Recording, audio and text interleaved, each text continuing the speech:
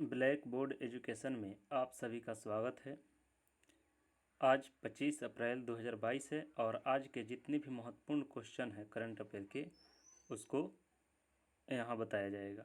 अगर आप हमारे चैनल पर नए हैं तो हमारे चैनल को सब्सक्राइब कीजिएगा। काफ़ी महत्वपूर्ण क्वेश्चन जो है यहाँ पर आपको बताया जाएगा।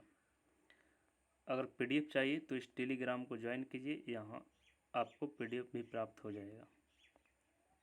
कर पहला क्वेश्चन, फेम 1 तथा फेम 2 निम्नलिखित में से किस क्षेत्र की स्कीम है? पहला ऑप्शन कर है पर्यावरण और जैव विविधता संरक्षण, दूसरा कर है एथेनॉल इकोनॉमी के विकास से संबंधित, तीसरा कर है विज्ञान प्रौद्योगिकी क्षेत्र में अनुसंधान को बढ़ावा देने से संबंधित और चौथा कर है इलेक्ट्रॉनिक वाहनों के विकास से संबंधित। तो इसका राइट आंसर हो जाएगा डी, इलेक्ट्रॉनिक वाहनों के विकास से संबंधित। इसके बाद दूसरा क्वेश्चन कर है डेविड मालपास निम्नलिखित में से किस अंतर्राष्ट्रीय संगठन के अध्यक्ष हैं? तो इसका राइट आंसर हो जाएगा डी, वर्ल्ड बैंक, विश्व बैंक के अध्यक्ष हैं। इसके बाद कर है भारत के पर्यावरण मंत्रालय ने जागरूकता शुभम कर प्रकृति को लॉन्च किया है, जो संबंधित है, किससे संबंधित है? अब इसमें 4 ऑप्शन दिए गए हैं, उसके हिसाब से हो जाएगा आपका प्लास्टिक वेस्ट मैनेजमेंट के लिए सी ऑप्शन राइट हो जाएगा। इसके बाद अगला क्वेश्चन कर रहा है पूर्वोत्तर राज्यों में इंटरनेट सेवाओं को मजबूत करने के लिए निम्नलिखित में से कहाँ एकत्रित 10 Gbps अंतर्राष्ट्रीय बैंडविड्थ की शुरुआत की गई है? तो इसका राइट आंसर हो जाएगा अगरतला। अगरतला त्रिपुरा की राजधानी है। अगला क्वेश्चन है हाल ही में सुमन केवेरी को निम्नलिखित में से किस पद पर नियुक्त किया गया है? ऑप्शन है वर्ल्ड बैंक के मुख्य अर्थशास्त्री, IMF के मुख्य अर्थशास्त्री, राष्ट्रीय सांख्यिकी आयोग के अध्यक्ष, नीति आयोग के नया वाइस प्रेसिडेंट। तो राइट आंसर इसका हो जाएगा नीति आयोग के नया वाइस प्रेसिडेंट, डी ऑप्शन सही हो जाएगा। नीति आयोग के बारे में जान लेते हैं। यह आयोग भारत सरकार द्वारा 1 जनवरी 2015 को गठित की गई, जो योजना आयोग के स्थान पर बनाया गया है। यह गैर संवैधानिक निकाय है। नीति का पूरा जो फुल फॉर्म होता है national institution for transforming India. इसका अर्थ है राष्ट्रीय भारत परिवर्तन संस्थान। और इसके जो अध्यक्ष होते हैं प्रधानमंत्री होते हैं। इसके प्रथम अध्यक्ष हुए थे नरेंद्र मोदी, अभी भी वही हैं। और नीति आयोग के उपाध्यक्ष की नियुक्ति प्रधानमंत्री ही करते हैं। उपाध्यक्ष को कैबिनेट मंत्री का दर्जा प्राप्त होता है। इतना आपको नीति आयोग के बारे में याद रखना होगा। इसके बाद कह रहा है मेवाई की वादी हाल ही में निधन हो गया है। मेवाई की वादी की हाल ही में निधन हो गया है, वे किस देश के राष्ट्रपति थे? तो राइट आंसर इसका हो जाएगा बी, केन्या। केन्या के राष्ट्रपति थे। और यहाँ पर आपको मैप में दिखाई दे रहा है केन्या।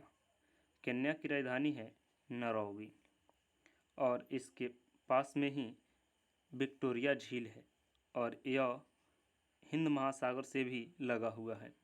यह अफ्रीकी देश है। उसके बाद कह रहा है विश्व पुस्तक और कॉपीराइट दिवस कब मनाया जाता है? तो राइट इसका आंसर हो जाएगा 23 अप्रैल, जो कि ऑप्शन में नहीं है। राइट आंसर इसका डी हो जाएगा। 23 अप्रैल को विश्व पुस्तक और कॉपीराइट दिवस मनाया जाता है। कुछ महत्वपूर्ण दिवस को याद रखिएगा। 7 अप्रैल विश्व स्वास्थ्य दिवस, 14 अप्रैल को अम्बेडकर जयंती मनाया जाता है और 18 अप्रैल को विश्व विरासत दिवस मनाया जाता है। 22 अप्रैल को पृथ्वी दिवस, 25 अप्रैल को विश्व मलेरिया दिवस मनाया जाता है। इतना आपको याद रखना है। और मार्च के कुछ जो दिवस है उसको भी याद रखिएगा। 3 मार्च को विश्व वन जीव दिवस और 8 अप्रैल को अंतर्राष्ट्रीय महिला दिवस, 15 अप्रैल को विश्व उपभोक्ता अधिकार दिवस, 21 मार्च को विश्व वानिकी दिवस और 22 मार्च को विश्व जल दिवस और बिहार दिवस मनाया जाता है। इतना आपको याद रखना है। इसके बाद अगला क्वेश्चन है हाल ही में किस भारतीय क्रिकेटर को विजडन की 5 क्रिकेटर ऑफ द ईयर 2022 में नामित किया गया है। तो राइट आंसर इसका हो जाएगा रोहित शर्मा। सी ऑप्शन सही होगा। तो इसका सी ऑप्शन सही हो जाएगा, रोहित शर्मा। इसके बाद अगला क्वेश्चन है, हाल ही में नई वैश्विक शांति राजदूत के रूप में किसे चुना गया है? तो इसका राइट आंसर हो जाएगा बबीता सिंह। बी ऑप्शन सही होगा। इसके बाद 10वां क्वेश्चन करें, भारत किस देश के अतिरिक्त $500 बिलियन की सहायता देगा? तो इसका राइट आंसर हो जाएगा बी श्रीलंका। अब यहाँ पर कुछ देख लेते हैं श्रीलंका को मैप। यह जो है श्रीलंका है और यहाँ पर जो है इंडिया है। अभी श्रीलंका में आर्थिक संकट उत्पन्न हुई है। श्रीलंका की राजधानी जयवर्धनपुर कोटे है। यहाँ पर आपको दिखाई दे रहा है आदम ब्रिज। आदम ब्रिज जो है भारत और श्रीलंका के बीच में है और गल्फ ऑफ मन्नार की खाड़ी जो है और पाक जल संधि, इन दोनों के द्वारा भारत से श्रीलंका अलग होता है। श्रीलंका जो है हिंद महासागर में स्थित है।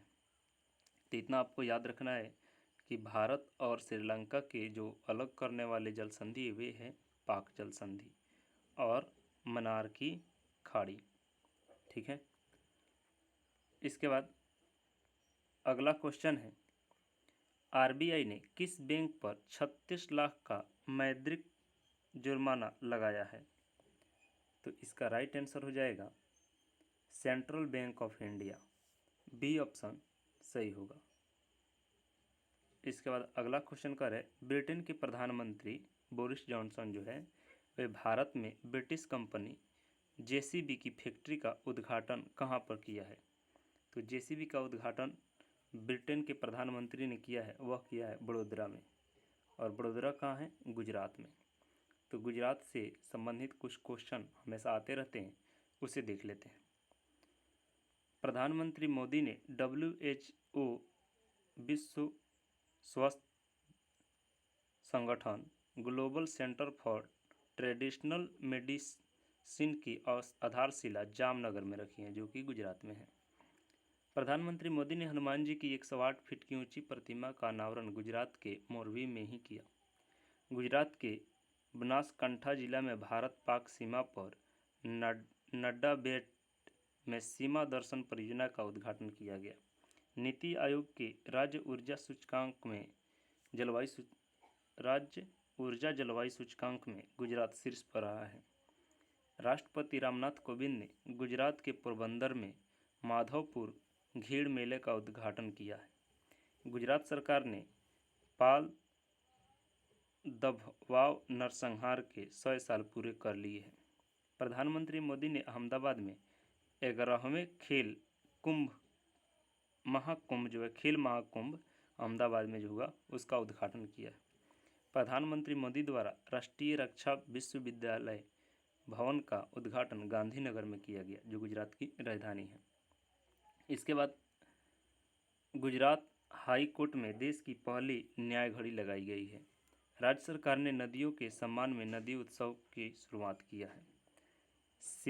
सिराजपुर बीच को ब्लू फ्लैग मिला द्वारिका में है।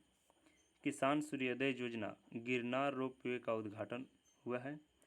सुजलाम सुफलाम जल संचय अभियान चलाए गए हैं। दुनिया का सबसे बड़ा जिंक स्मेल्ट प्रोजेक्ट भी यहाँ पर है। मुख्यमंत्री महिला उत्कर्ष योजना शुरू की गई है।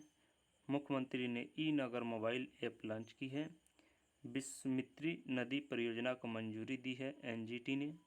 नल सरोवर झील, थोल झील, काकरिया झील, खिजड़िया लेक, ये सभी जो है गुजरात में ही हैं। गुजरात के जो मुख्य न्यायाधीश है वे है अरविंद कुमार और यहाँ के जो मुख्यमंत्री हैं भूपेंद्र भाई पटेल हैं। गुजरात के मुख्यमंत्री भूपेंद्र भाई पटेल और जो राज्यपाल हैं वे आचार्य देवव्रत हैं। इस बात को आपको याद रखना है। Thank you.